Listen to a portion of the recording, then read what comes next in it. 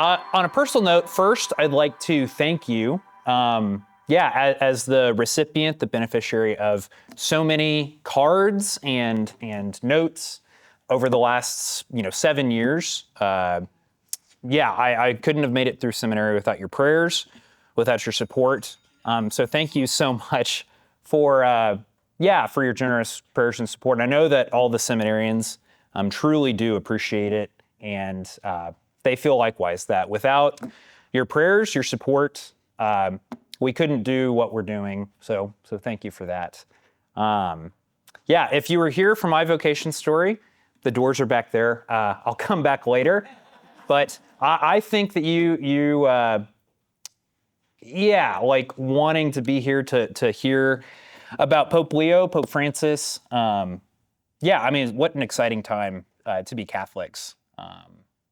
Not only Catholics in general, but Catholics from America. A little bit, I guess, about me, my background, just in order to put it in reference to the things that I witnessed in Rome. I'm born and raised in Edmond, Oklahoma. I grew up going to Catholic school, and I never really thought about a vocation to the priesthood until college, the very end of college. I went to Oklahoma State, where I studied to be a middle school teacher. And it was kind of in those last days of college, but also transitioning into teaching at a Catholic school, that I really discovered that the Lord was actually calling me elsewhere. He was calling me, to give seminary a try and to discern the priesthood. I just say that because I'm from Oklahoma, born and raised here. I never dreamed about living anywhere else or doing anything else with my life other than being here. And that was one of the things that kind of held me back from really applying for seminary for a little bit of time, was the realization that I would have to leave. I would have to go somewhere else in order to come back. Living outside of the state of Oklahoma was never a desire of mine. It was never something that I looked forward to or thought about. But going to seminary, and especially like when I was asked by the Archbishop to go to Rome, one of the reasons why U.S. bishops, but really bishops from around the world, send seminarians to Rome in order to study there, it is a couple things. First, you get to go experience the heart of the church, right? The heart of the church, it beats in Rome.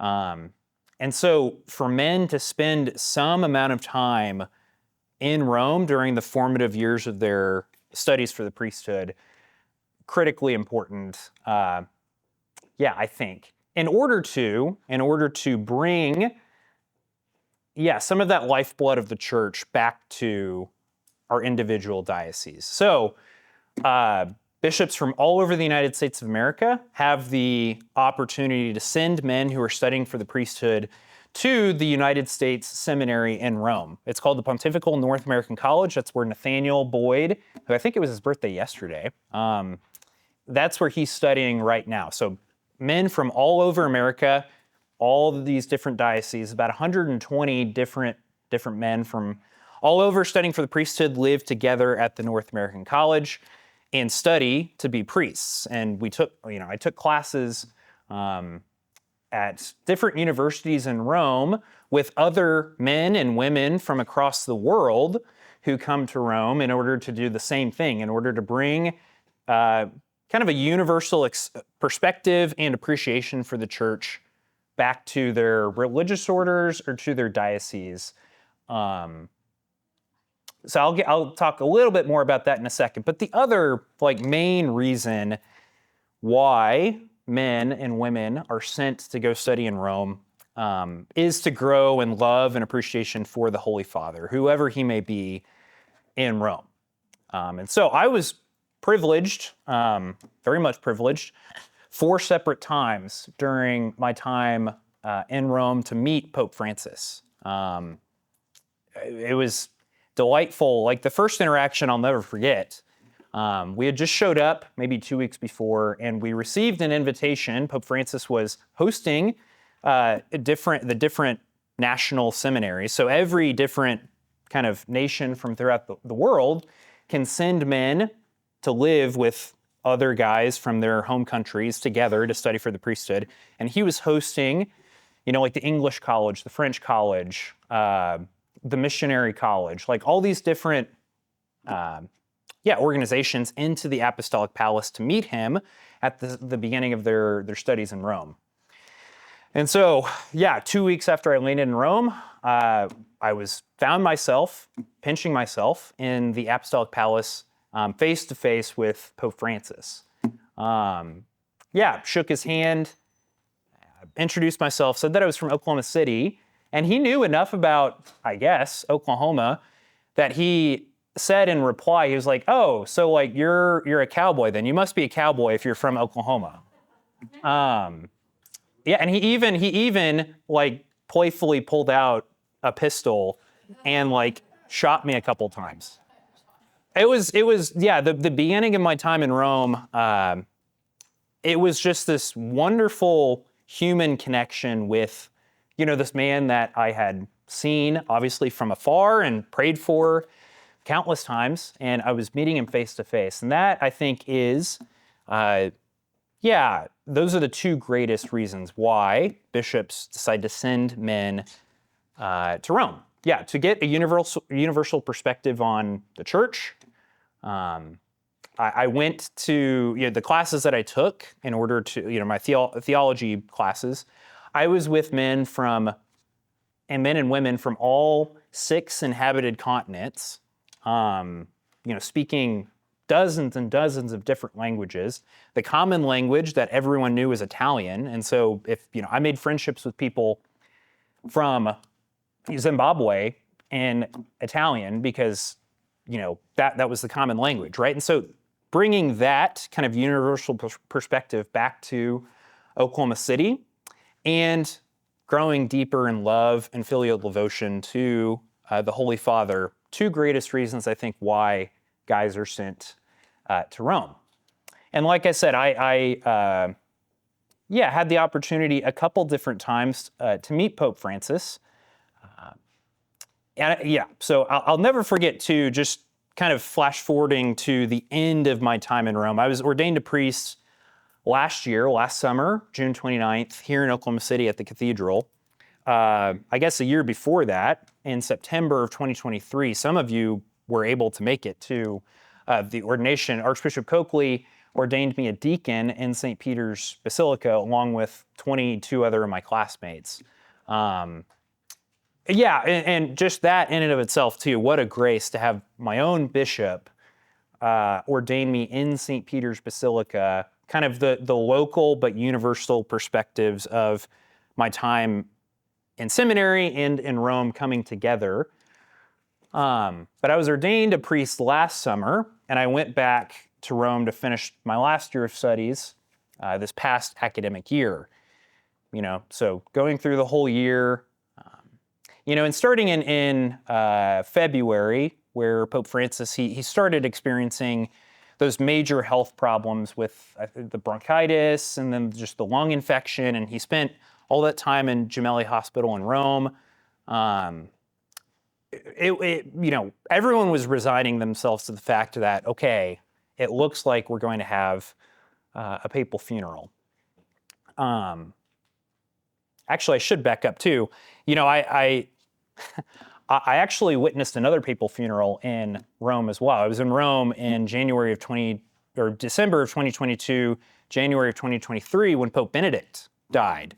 And I was able to go and pay my last respects to Pope Benedict as well.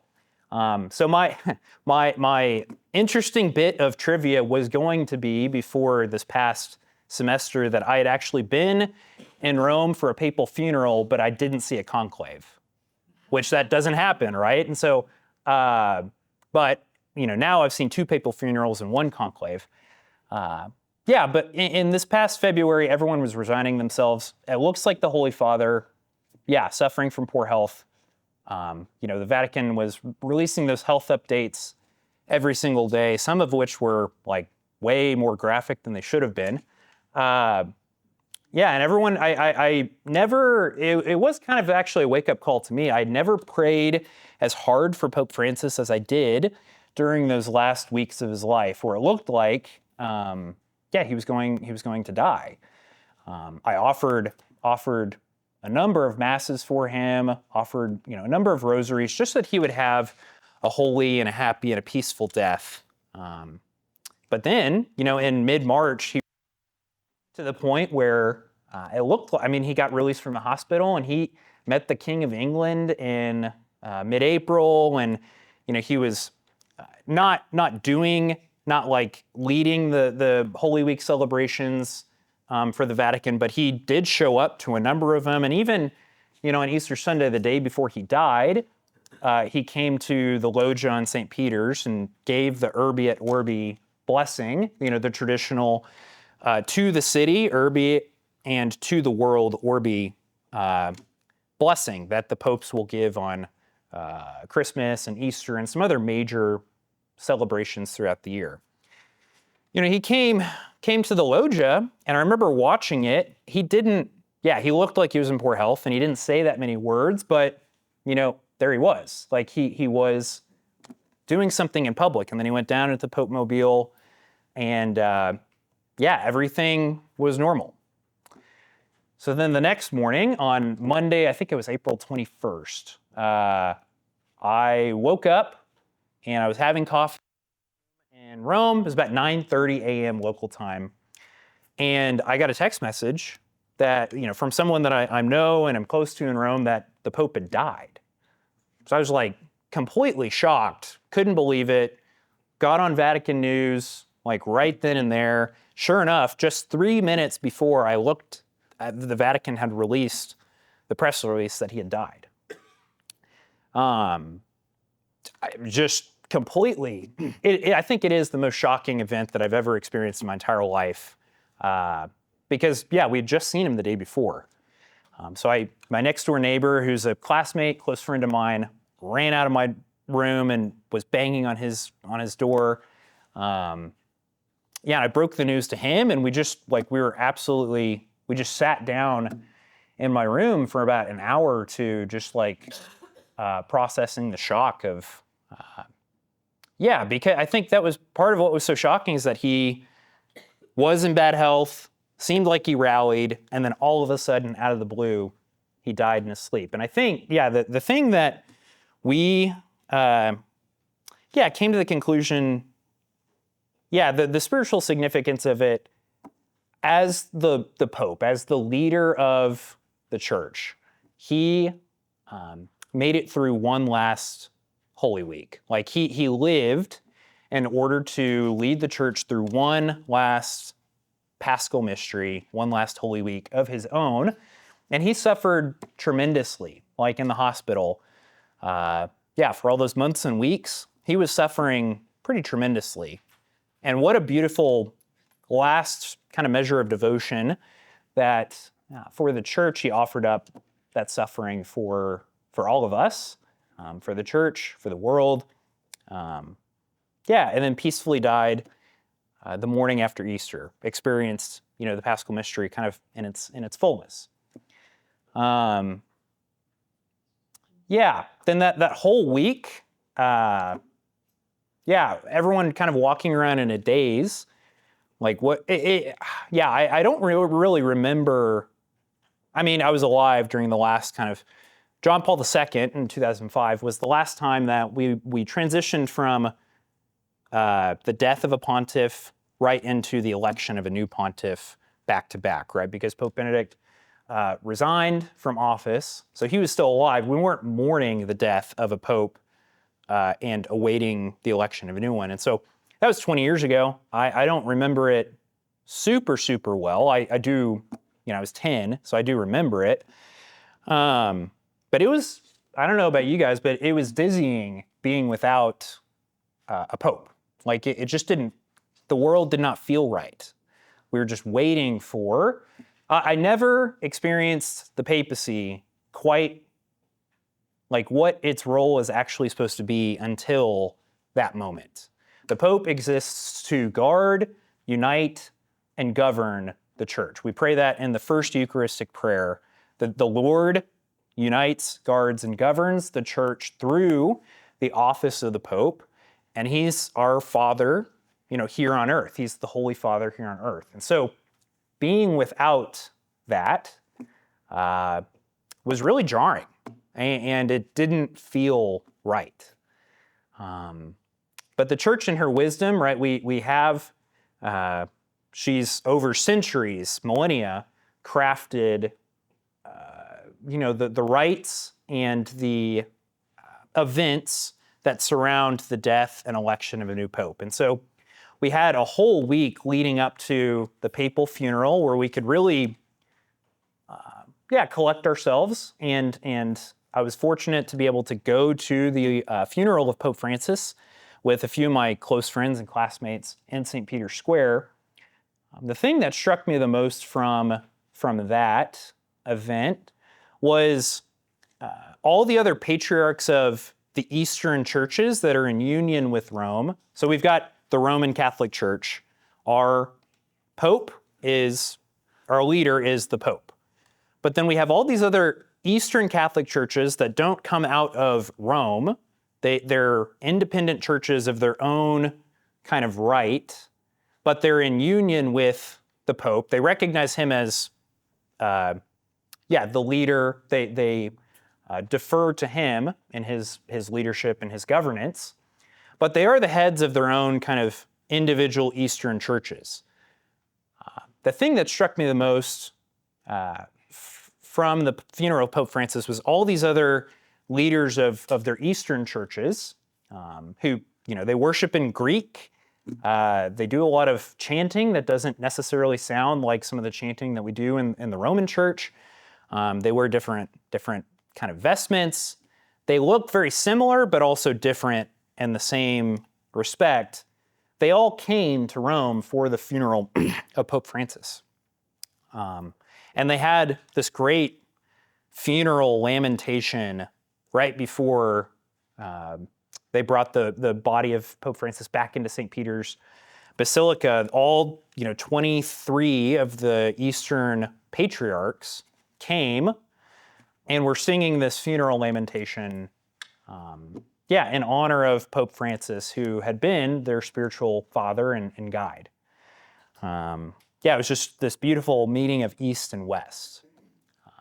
Another thing that I really appreciated about the whole conclave process was that while the whole world moved on after the death of Pope Francis, the church didn't necessarily. The church has this official 9-day mourning period before a conclave can even start after the death or after the funeral of the reigning Holy Father.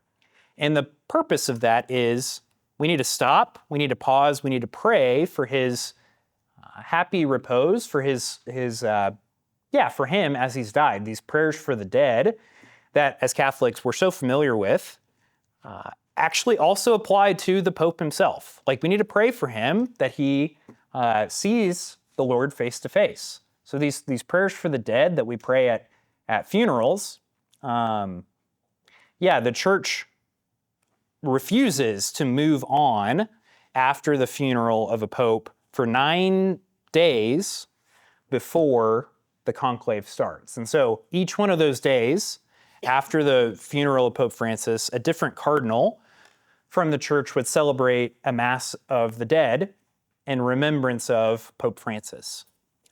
Just this really beautiful point, I think, for all of us to meditate on when it comes, to death. Even the Holy Father, we need to pray for his happy repose, whoever he may be when he dies. And how striking that would be for the College of Cardinals as they're gathering to celebrate these Masses.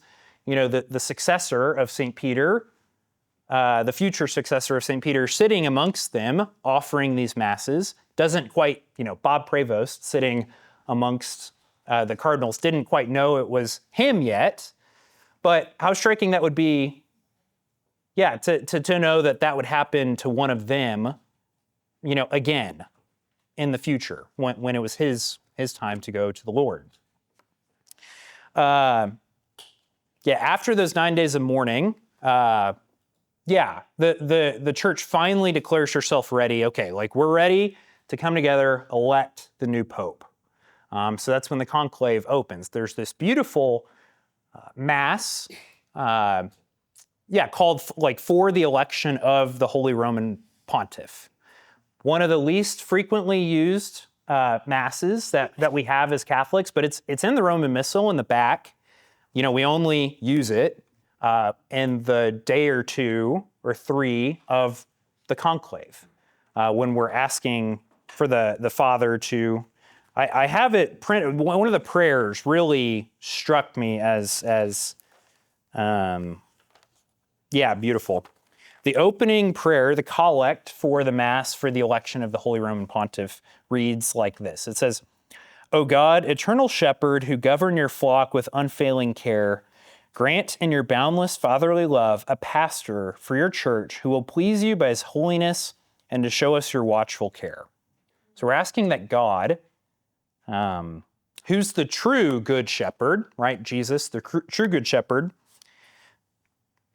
pours out the grace amongst the College of Cardinals that they choose wisely the next man who's going to lead the church, to be the pastor of the church here on earth, so that he pleases God by his personal holiness and by his watchful care for the whole church.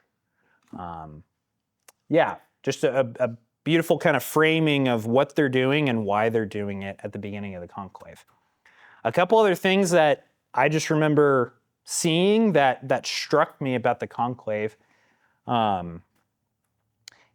the College of Cardinals gathered in the Apostolic Palace in order to process into the Sistine Chapel, you know, the Sistine Chapel with the beautiful frescoes that Michelangelo painted, you know, the creation of man with Adam up on the roof, the Last Judgment, you know, where Christ comes again in glory to judge the living and the dead, you know, the whole thing I thought was really beautifully framed in, you know, when they're processing from one point to the other, they were chanting the Litany of the Saints, asking again just for the grace, for the help, in order to choose the next Roman pontiff well. Like they recognize that, and that was the other thing I was really struck by looking at the cardinals as they were processing in to the Sistine Chapel on the TV, was that they looked terrified.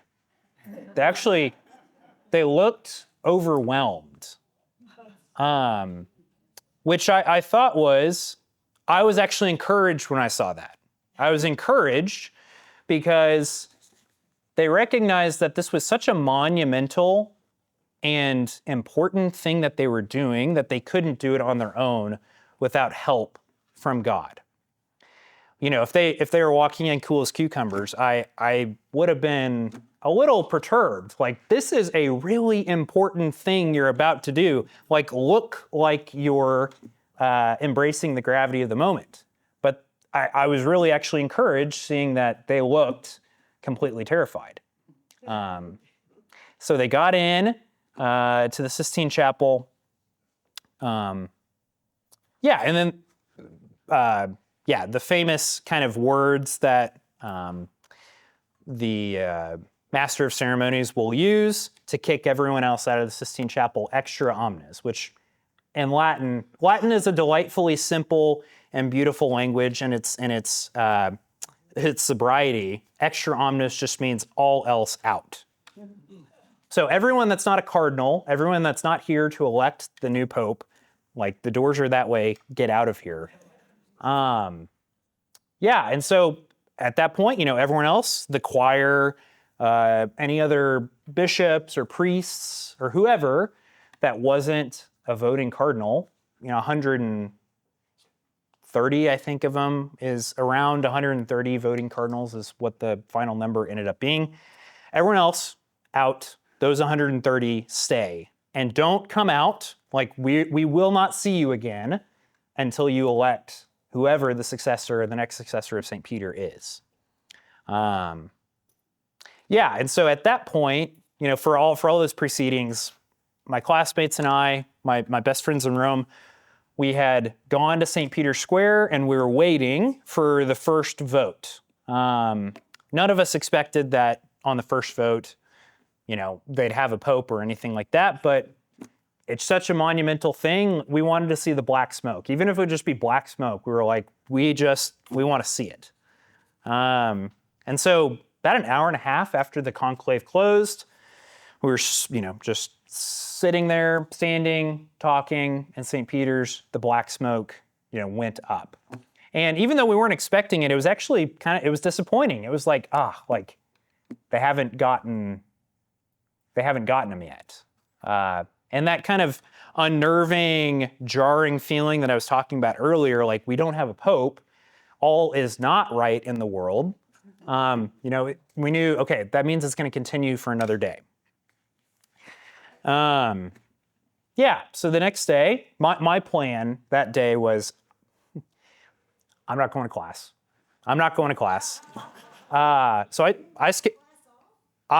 no, they did not. The agreement was once smoke goes up, then classes are canceled. But because modern conclaves last something like 2 days or 3 days. There have been conclaves in the past that have lasted 8 months or 2 years. So, all the universities in Rome can't just, that doesn't really happen anymore, but it could happen. So they can't just universally cancel classes for however long but the agreement is once smoke goes up. Now, my university was 45 minutes away from St. Peter's Square.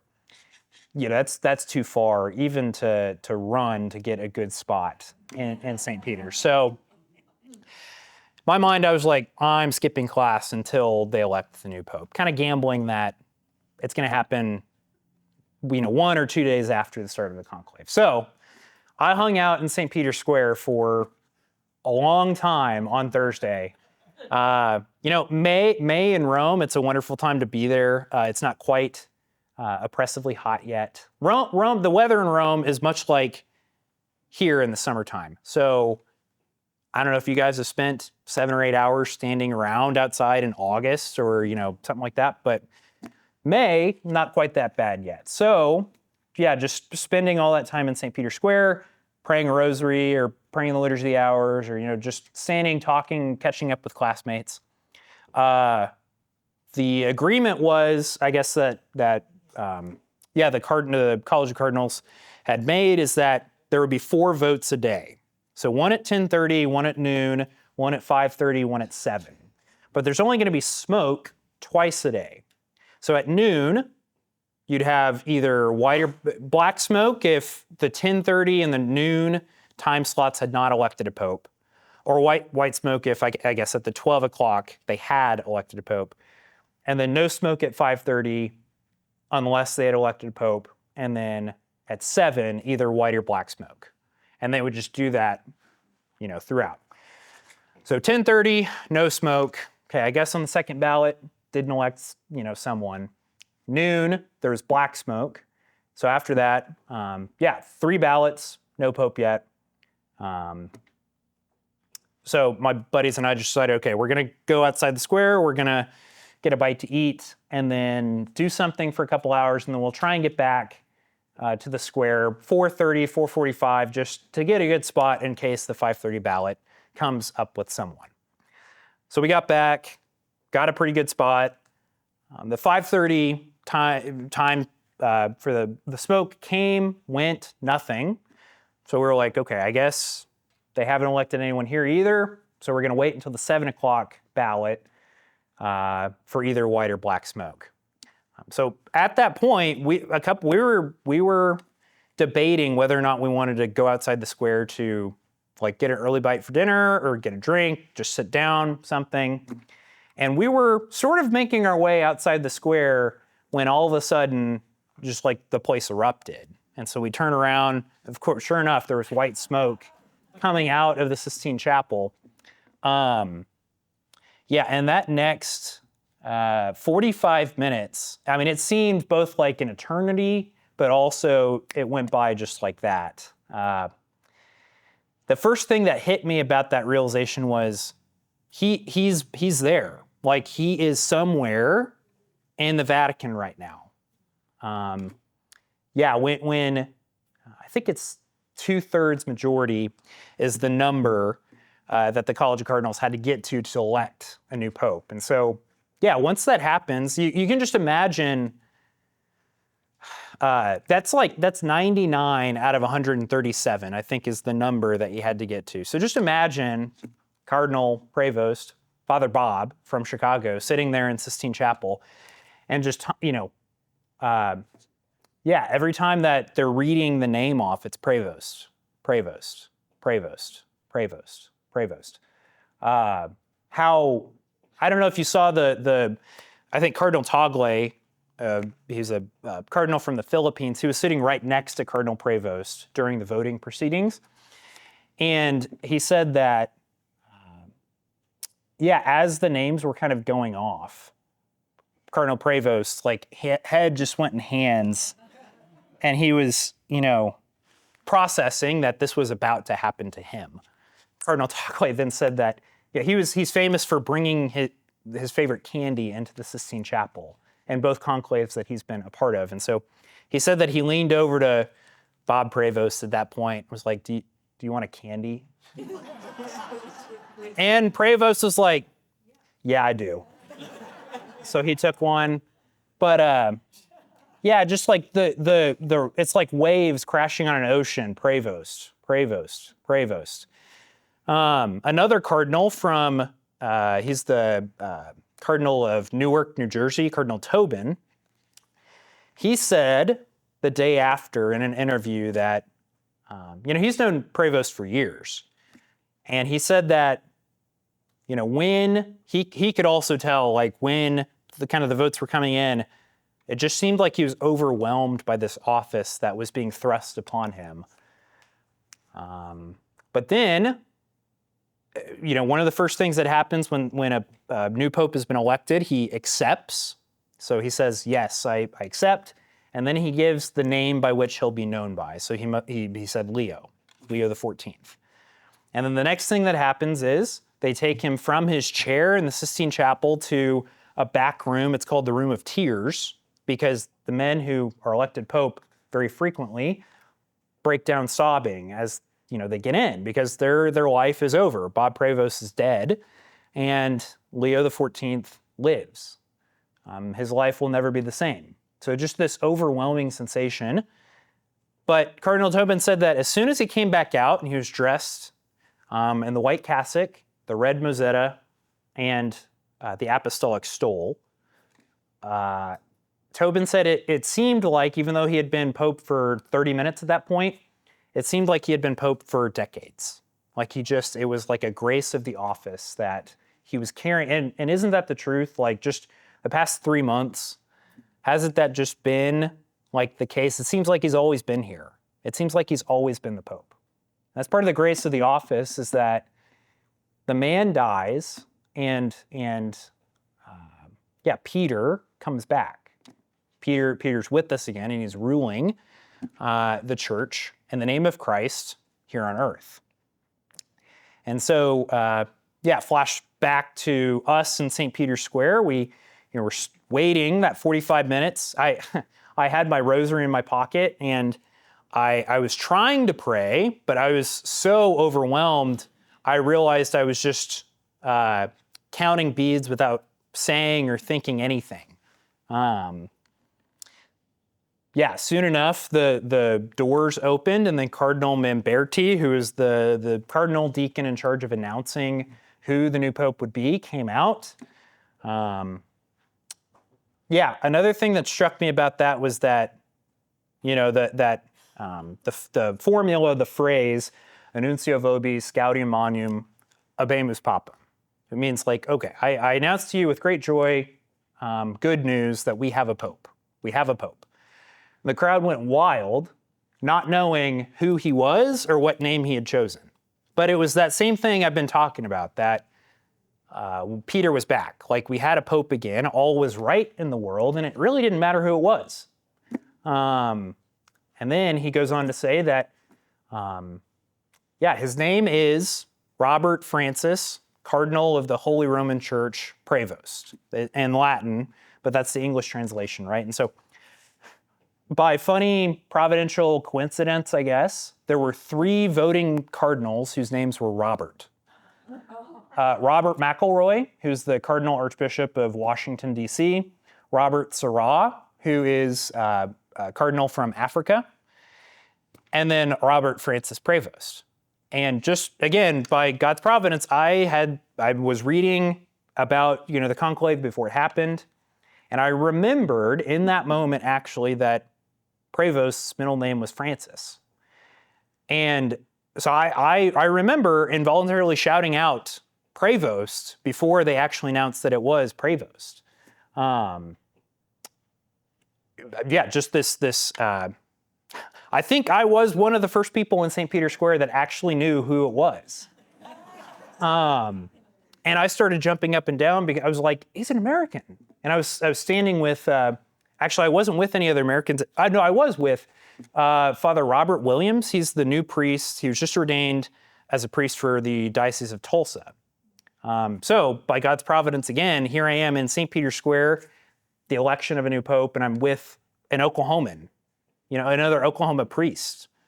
So he's the only other American I'm with, and I'm with a whole bunch of other people we are going wild that he's actually from the United States. It's the most in common as a priest. It's the most in common that I've ever had with the Pope before, right? The Pope, this went through my mind. It was like the Pope knows me. He doesn't know me, but he does know me in a sense. Like he grew up doing the same things that I did and watching, the same shows that I like or, whatever. It was just this thought of, I have more in common with this Pope than any other Pope in the whole history of the church. Even someone as charismatic as like John Paul II, having an American Pope, like he knows each one of us in a particular way that no one else ever has. And that was one of the most striking things about the whole day. Just that realization that the Pope knows me as a priest and as an American. About 10 minutes after it was announced who it was, the cardinal deacon went out, and then the doors opened back up, and then out came Pope Leo. And it was a really overwhelming moment to just take in. It's too much to take in. Like it will take a whole lifetime of kind of going back to that moment and reliving it in my own heart, my own mind and for all of us as well. I'm sure we were all, I don't want to speak for everyone, but I'm sure you were in front of a TV kind of, watching as Pope Leo was announced and as he came out. And it's going to take, a lifetime of just what does this really mean for, us as Catholics, us as American Catholics, priests who are Catholic. And he came out, and the first words that he said, "The peace of Christ be with you all." And it was I've talked to other people in the square who I wasn't standing with at that point in time, but they said that, and I felt this too, like when he said that, peace really did actually come into our hearts. It was a true grace. We don't know anything about him other than he's an American and he's a priest. Now he's the Pope. But he invited the peace of the Lord to be in our hearts, and it was. A couple days later, we went back to St. Peter's Square, and he presided at his first Regina Caeli address, which is usually the Angelus outside of the Easter season. They're up in the Apostolic Palace, and they're speaking to the crowd in St. Peter's Basilica. But this one, he was on the main loggia of St. Peter's, where he came out just a couple days before. I wanted to share a quote with you from his address, because it actually had me and my classmates, the same classmates that I've been going to St. Peter's Square with this whole time. We were standing together for this as well, and we started crying because it was so beautiful, and the love that he had for the priesthood and for us as priests was so apparent. It was the fourth Sunday of Easter, which is Good Shepherd Sunday. Just by God's providence, right, we have a shepherd again on Good Shepherd Sunday. He said, "I consider it a gift from God that the first Sunday of my service as Bishop of Rome is Good Shepherd Sunday, the fourth Sunday of Easter. On this Sunday, we always hear proclaimed at Mass a passage from the 10th chapter from the Gospel of John, where Jesus reveals himself as the true shepherd, who knows and loves his sheep and gives his life for them." Right? That's true for Jesus. He's the good shepherd. But it was also true for Leo XIV, as the Lord invites him in a special way to participate in his own being shepherd for the church, right? That he knows his sheep, he loves them, and he lays down his life for the sheep. And you could you could tell on Leo's face that, that really resonated with him as part of God's providence, that he was chosen as the shepherd right before Good Shepherd Sunday. His inaugural Mass was also just epic. I mean, it was beautiful. St. Peter's Square completely full. There's 20,000 priests that celebrated the Mass, and so I'm there with 20,000 other priests who are celebrating his first Mass as the Pope in St. Peter's Square. That's also when he receives the pallium, which is a sign of his authority of being the shepherd. The pallium, so Archbishop Coakley, as an archbishop, has a pallium that he wears over the vestments that he celebrates Mass in. It's made out of sheep's wool, which is then blessed and then given to each new archbishop throughout the year, so that it's a symbol that they're united with the Pope in governing the church. So he, as the universal pastor, received that pallium at that Mass, and he also received the ring of the fisherman, that also symbolizing his authority as the Pope. The entrance chant that